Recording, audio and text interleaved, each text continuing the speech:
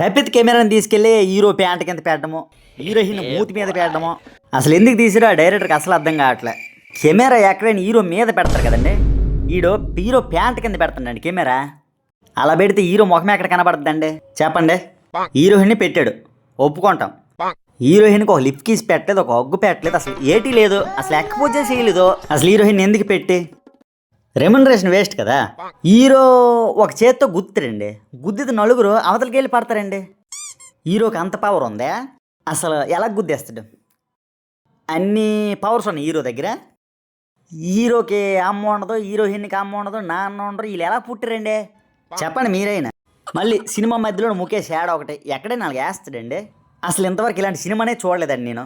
Heroine ఎందుకు పెట్టాడో తెలియదు, హీరోని ఎందుకు పెట్టాడో తెలియదు. ఆగేది నచ్చలేదండి. పడింది. అసలు సినిమా చాలా బాగా వచ్చిందండి. యాక్చువల్గా హీరో కొడతాడు, కొట్టగానే 5 అవతలకి వెళ్ళి పడతారు. ఇంతవరకు మీరు ఏ సినిమాలో చూడలేదు. అసలు నిజంగా ఒక హీరోయిన్కి ఎలాంటి హగ్గులు, లిప్ కిస్లు ఇలాంటివి ఏటి ఉండవు. ఎందుకంటే కుటుంబ సమేతంగా వెళ్ళి చూడవలసిన సినిమా. హీరో ప్రతి కెమెరా యాంగిల్ చాలా చక్కగా నీట్గా ఉంది. ఎంత బాగుందంటే నేనే తీసి అనిపించింది.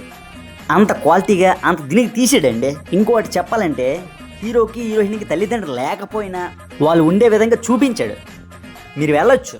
మధ్యలో ముఖేష్ యాడ్తో కామెడీ కూడా చేయించారండి. చాలా బాగుంది. 100 రోజులు పక్కా ఆడుద్ది.